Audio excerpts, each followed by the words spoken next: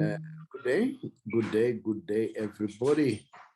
We are back as usual, myself and Tshepang, lastborn Kgole. My name is the Saubrey Boyz Walefatshe from TBR Solution Sports Program. Tshepang, today is the 26th of March, International Week. And then there's quite a lot to discuss. Yeah, but before we go there, let us, can you kindly greet the viewers, and you are welcome.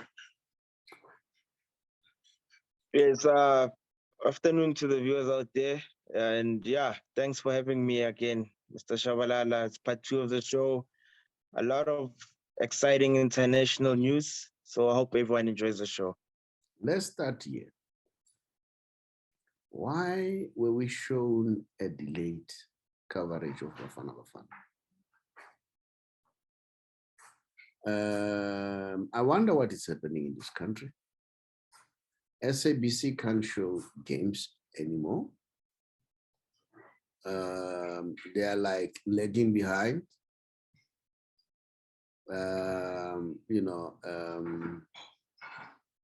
Super Sports, who owns the rights, of course. But one begs to ask a question: a national broadcaster can show a national sport like football. Well, an announcement was done by SABC that we'll watch the game. Guess what? We're all excited that the game's gonna be live. Only to find it's a recorded game, a delayed game.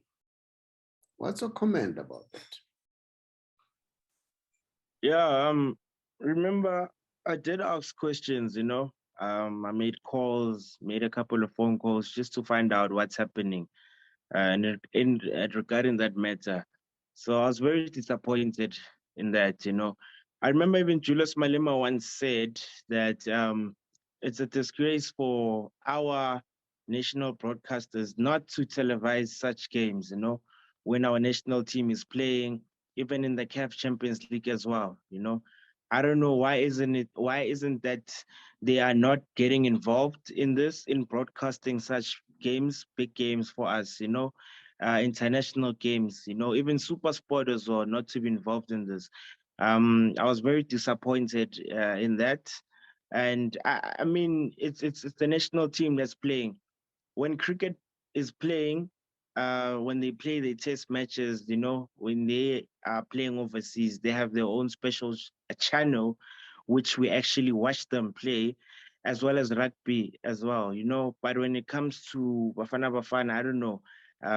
It's a different ball game when it comes to that. So I don't know what's happening when it comes to that matter, but it was very disappointing. It is very disappointing for us as South Africans, as supporters, How do they expect us to go behind our team and to give our team support and actually boost our team if we cannot actually watch them play, Or I really don't understand that.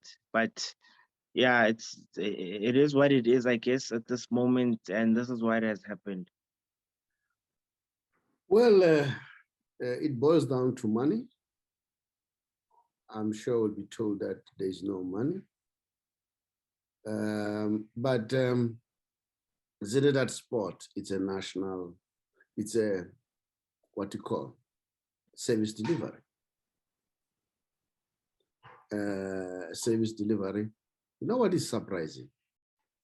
We are able to see the Bundesliga on our national broadcaster. So it begs to make one to wonder why do we have to see Bundesliga? We can see our national squad. We can see our local professional teams playing. Yes, we know that we have DSTV, but the national broadcaster, public broadcaster, is there for the poor. Nevertheless, let's move on. It was just a statement in passing. Now, last ball, what are the issues? Yeah, we saw that during the week, Italy has failed to qualify for the World Cup again, 2 World Cups in a row. The last time they attended a World Cup was 2014, which they failed in 2018 and now in 2022 again, these are the European champions that we're talking about. If we could look at the statistics of that match, they had about 88 percent ball position, and they had 30 shots in that game. Imagine whole 30 shots in that game, but they failed to score a single goal, and they lost that game by 1-0 against North Macedonia, which they scored in the last minute. So Italy has failed to qualify in the World Cup again. These are the European champions, I'll say again. This is wow. We never expected this, to be honest. And this was a shocker, to be honest. But on another hand, Portugal managed to win their game, and they're through to the playoffs finals. And Wales as well. Gareth Bale was on form in that match. Carrying the team on his back, and leading them into a victory as well. So they are also in contention to actually play in the World Cup.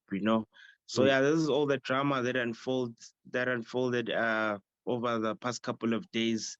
Yeah, these World Cup spots are really, really, really bringing something different.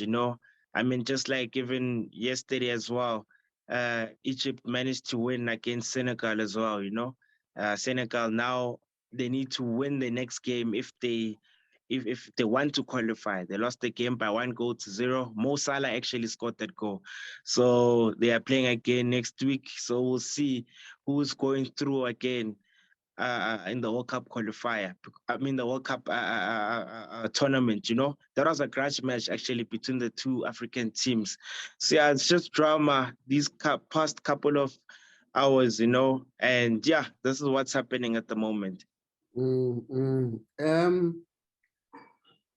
Now, Mancini is still a coach, and Mancini has done well by helping them to win the Euro.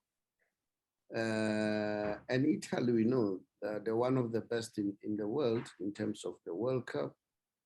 And then, but we are seeing that France, they are emerging, and then they look like a team to be reckoned with. If I look very well, you can't rule out Germany. There will always be a threat. You cannot rule out the Brazilians, although sometimes they lose focus, the Brazilians, I don't know. But they have a big temperament. Argentina, the Uruguay, so those are top dogs, And then England, very promising, very promising. And then who else do you think will give a challenge? In Africa, maybe we I don't know whether Senegal will qualify, but they were one of the teams that could go further. But now, either Senegal or Egypt qualify, one of the two, I think they'll make us proud. We have just gone up to the quarterfinal in the World Cup. So let's see them probably going to the semifinal, why not to the final, Yeah, so those are some of the news and that we can look at. We'll watch it, Portugal, very closely to see whether they're able to qualify, all right? Now, any other news that you'd like to share? Yeah, no, those are the breaking, I could say, news on my side, that I've kindly watched closely over the past couple of days. But when it comes to transfers as well, I'm glad that Bruno Fernandes, they actually managed to double up his pay, to be honest. He's been issued with a new contract by Manchester United, I think that's a home for him where he can actually build up his reputation and his name, and just carry the club he's a good leader on and off the pitch, I mean, he's someone who likes to play. we could tell and we could see him with his style of play that it's someone who has so much passion for the game, and he loves the game, you know. The way he carries himself when the team is down and when the team is doing well is actually incredible. It's someone who just wants to play, who loves to win as well, you know. So I'm glad that Manchester United managed to secure that, and I believe they could actually build from that, you know, if they could take things and create a good proper structure coming into the next season. I think we'll actually see something different. So yeah, I'm glad about that. When it comes to those news in regarding Bruno Fernandes. In fact, he's the future for Man United. He's the future. I'm not sure whether what's going to happen with Pogba. Are they going to settle? Are they going to close him? I don't know what's going to happen. We know we've heard that at PSG there are problems. It is said they want to offload the Neymar. I wouldn't go for that. But PSG, when I look at things, I don't see things looking good. Because we hear that Xavi, he wants Messi now. And then Tebas has realized that they made a mistake. They want to finance, you know, that financial support that they wanted to give Barcelona to ensure that Messi comes back. Laporta apparently also wants Messi to go back. Yeah, Messi is going to join an oil machine team if he goes to Barcelona.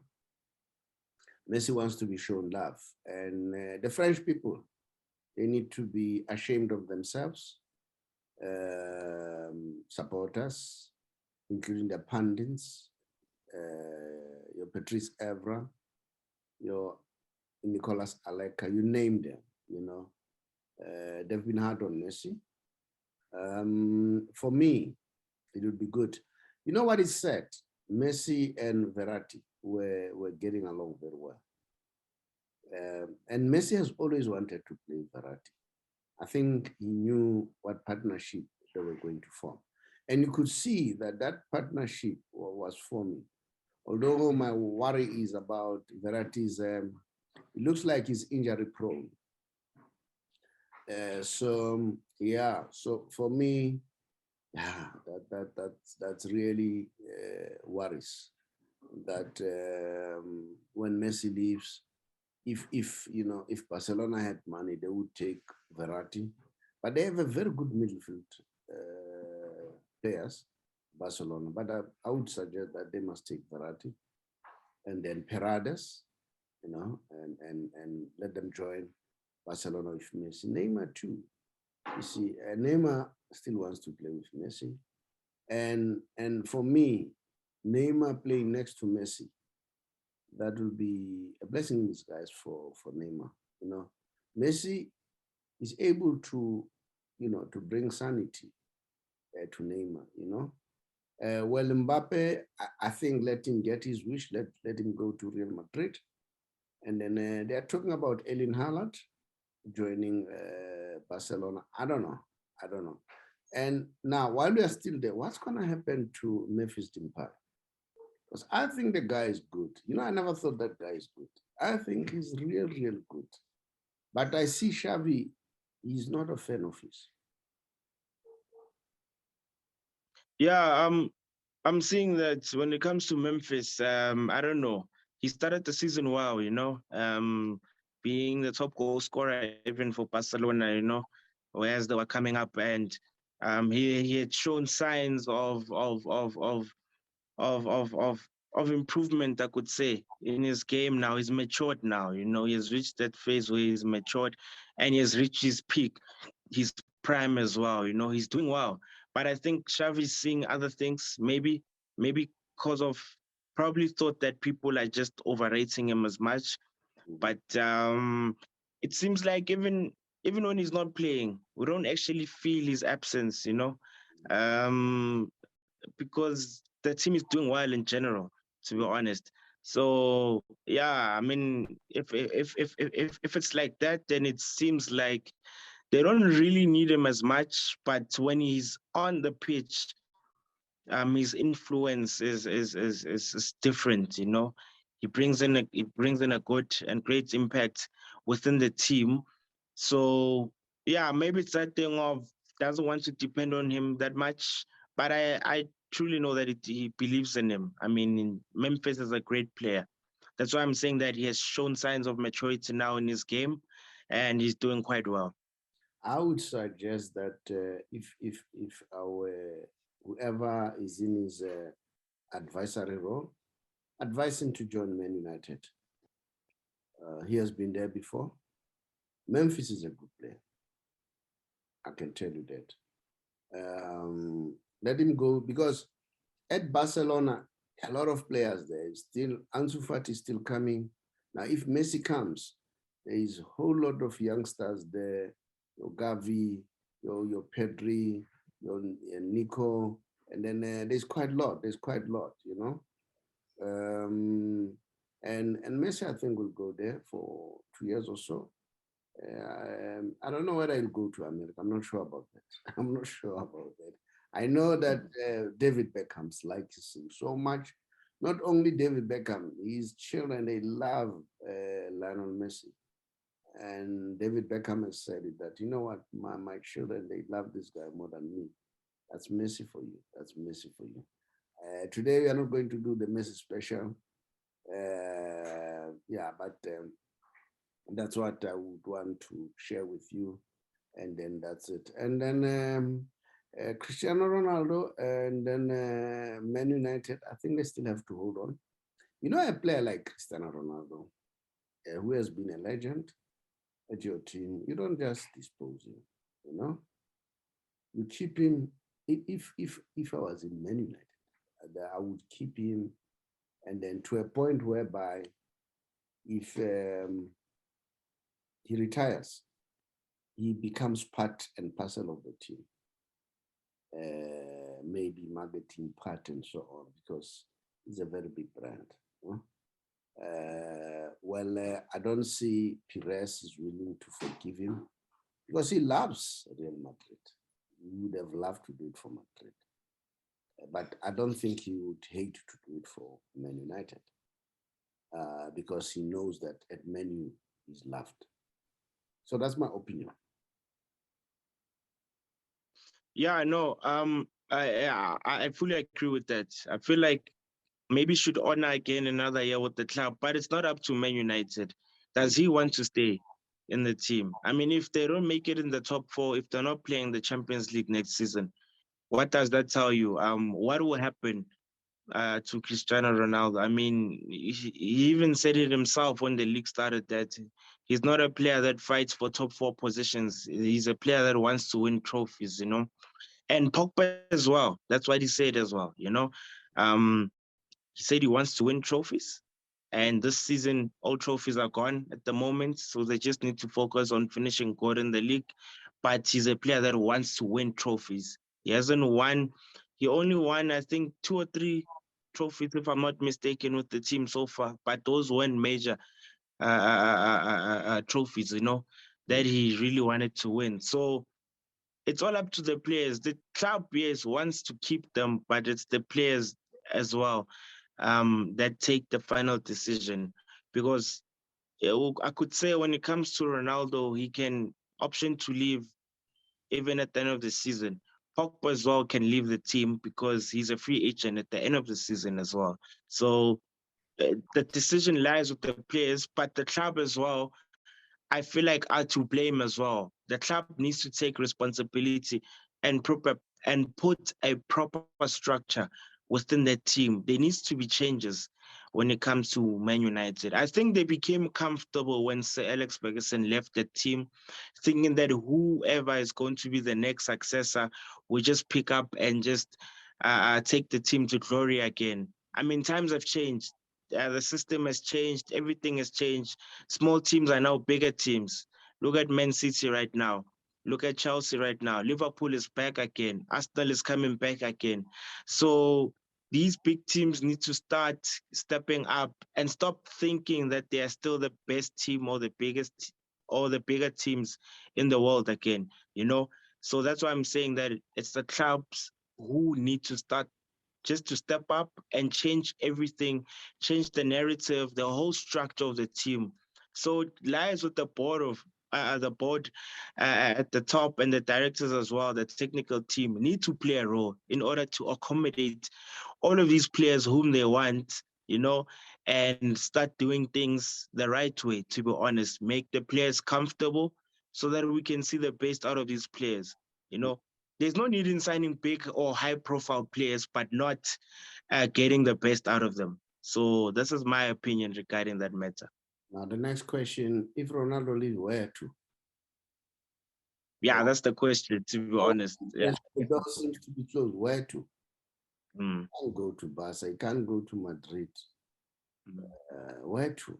Where to? Newcastle. Where to? You know, that's the next question, you know. The same with Pogba. You know, Pogba, I know he wants to play with Messi, but hey, the way Barca looks like. And then I think the issue, they may get Pogba, but they have good midfielders. They may get Pogba because it's free if Messi is going there. And remember, Alien Haaland too also wants to play with Messi. And slowly but sure, it closes the door for Neymar to go back to Barcelona. You know, where to? Where to? Can't go to Juventus. Is he gonna go to Inter Milan, AC Milan? Is he gonna go to America? That's the question. And he wants to play. You know, he rather stay there at Man United. You know, that's me. Where to thereafter? Or City. I wonder whether City is the same thing like Zidane coaching Messi. Seeing Pep coaching Ronaldo when Pep is clear that his favorite is Messi. And Ronaldo knows that. Did you get my point? Yeah. Now, before I leave, I did a show, I think that was yesterday. I just want to hear your comment. As Stuart Baxter was saying, there's no best coach in the world. He said, it's all about players. He says, if you've got good players, you'll do well. He said, look at Ranum Quinn. He went to Chippa United. He didn't make it. Back to Sundowns. He's winning now. All right.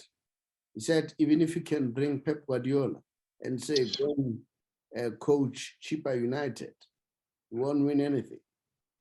Even Klopp, go and coach Barroca. All right. And then he said, there's nothing like there's a best coach. I don't know. I've got my views. I've already expressed in that show. What's your take about that statement? Yeah, I think it's 50-50. He has a point there. But now, okay, now we're talking in terms of egos now, bragging rights and everything, you know. Which coach has won the most? Which team is doing well? Under whom, you know? So now that's a different story, you know. So coaches will always have, they say, it comes with ego and pride as well. They'll always have their points of views and how they view things, you know, in order for them not to feel or seem weak in regards to other coaches as well, or to the media or the fans out there.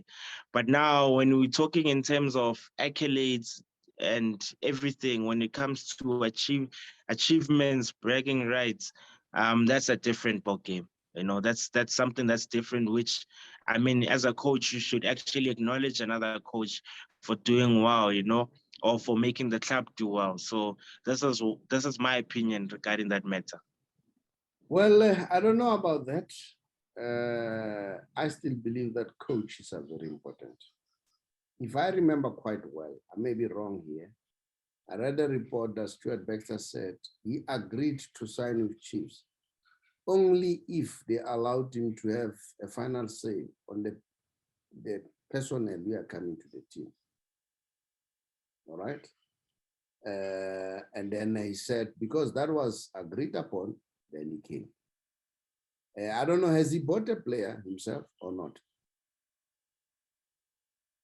No.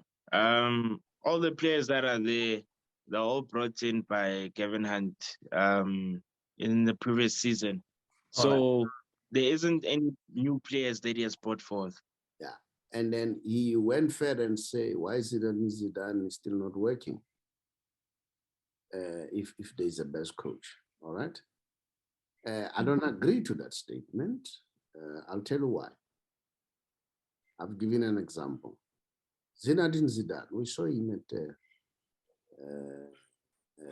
Real Madrid, whereby Real Madrid was struggling and he made some few changes.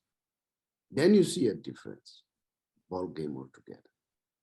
So that's the influence of a coach. The respect that he commands, all right? Now, Xavi, there was Valverde. He was sacked in January. They brought Kgole. It was from Bet West. They brought Koeman. Barcelona lost identity. It was just chaos. At some point, I think they were confused. They didn't know who to bring now.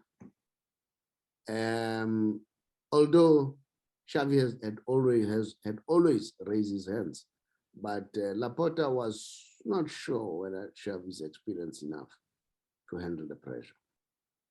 And then Xavi came in. I'm just showing you, all right? Barcelona was still in tatters, all right? He changed so many things. So I'm challenging this argument that the coach does not have an impact. I think the coach has an impact.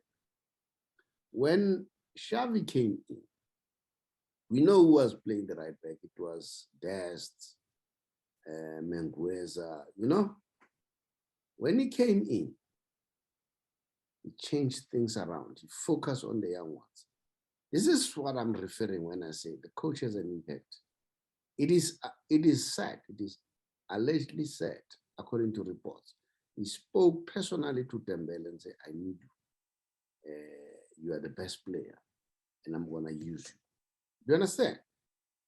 That changed the perspective of Dembele. Not only that, I'm not sure about this, but I think he had a say in all these signings that were coming during breaks. All right? Your Adama, all those people. Now let's look at the game of Real Madrid, the recent El Clasico. Any coach or normal coach would have started that game with either Dest. Moreover, you have Dani Alves, the best right back of all time. All right. And this is a big game, the game that requires a big temperament. What did he do? Xavi didn't start with Alves. And that's what destabilized Ancelotti. Because he expected Dani Alves. And guess what? He put Araujo. Then Araujo stifled Vinicius.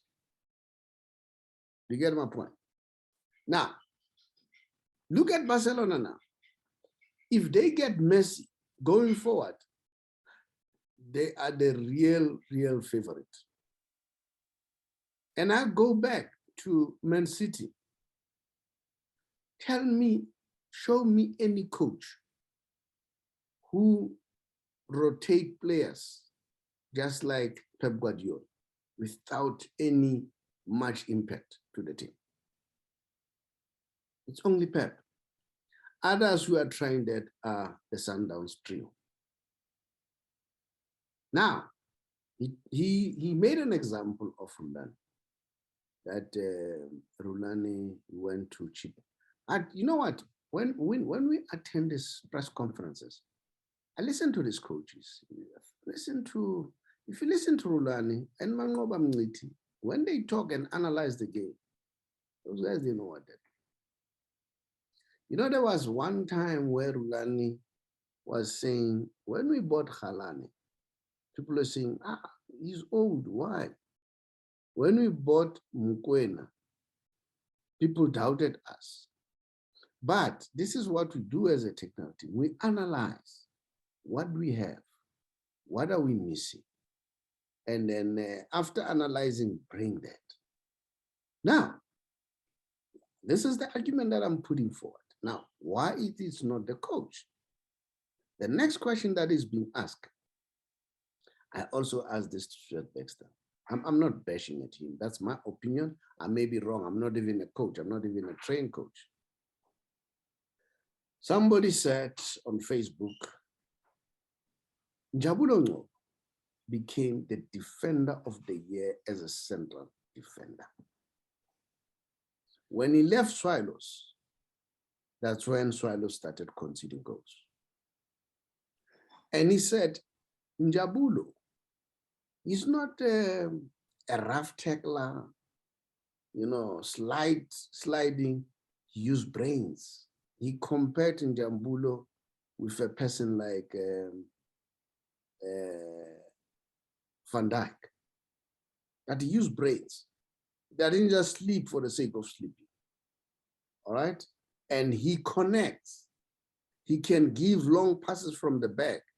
He can do short passes. Njabulo came out himself, said he prefers to play in the central defense. What did the coach say? I personally asked, he said, I will use him if he's the best available central defense at that particular time. Do you understand what I'm saying? Sometimes players respond to coaches. So if the coach says it is not the coach, it's the players, sometimes the players don't respond. All right? I hear the reports in Spain, all over the world, they say, it looks like all the players, they respond to Xavi. Now, in that team, Xavi has his former colleagues, PK, Jordi Alba, Busquets, and so on. And they respect it. So now, why are you saying it is not the influence of a coach? That's the question. You get it, Lasbon? Yes. I don't know what's your take on that. I don't know. No. I fully agree. I fully agree with your statement. I fully get it. And I don't want to say, because I don't want to put Arthur under pressure. We saw how the boys responded to him. All right? And remember, Doleza, was it Doleza? You would shout the players and so on, and players were even scared to play. It's a mental thing. It's a psychological thing, right? How do you respond? Did you get my point? So that's my argument. When we're speaking, I wish Shakes was here, because he would comment better. Because I remember when he said, players respect a player like Zinedine Zidane, whom they know that he has won a lot of things. They are looking forward to listen to. They know what he's talking about. So I find that statement to be unfortunate for me. I may be wrong. The coach may be right. Like I said, I'm not a trained coach. I'm just an ordinary person. Okay. And the good example is that one of Xavi. Xavi didn't buy much. It's largely having some old players and youngsters from the academy and so on, and he added one or two. Do you understand what I'm saying? But look how Barcelona plays. You now see the tiki-taka. Now, how can you say the coach does not have an influence? That's me. Tshepang? Yes, no. That's why I said in the past couple of weeks that the influence that he has within the team, even the growth that's starting to be seen right now is very it's incredible because how they respond to his methods, his style of play, which how he wants them to play as well. They're responding to it quite well, and you could tell and you could see that the players are starting to understand one another as well, and they are gelling quite well. Whoever plays, whoever comes in the game, is able to respond well. You know, based on what's the system is like and how are they supposed to play. Mm. Well, we'll see. That's my point. I may be wrong. Benny McCarthy is one of those. Some of the players, they grew up, they saw what Benny could do. He had a lot of impact. You could see that the players were responding. Yeah, back to Kaiser Chiefs. Could see that the players are responding to Arthur's one. Um, you know, yeah, that's my point. Last one. Thank you very much. It was nice doing the show. Unless you have something to share. No, yeah, it was great doing the show. Part two of the show. Hope the viewers liked it, and may they give us their comments and just tell us, based on everything that we have spoken about, how do they feel? And yeah, thank you very much. You know what? People should view things this way. We are not bashing anyone. We are talking what we see. All right. And at the same time, yes, of course, we want to be friends with everybody. But if you hate us for what we are saying, you're free to tell us that, hey, you are wrong. You don't have the facts. Yeah, the facts. There's no problem. We enrich each other. That's the purpose. That's the purpose, to enrich each other. All right. Tshepang, thank you very much and much appreciated. And good luck going forward. Thank you very much.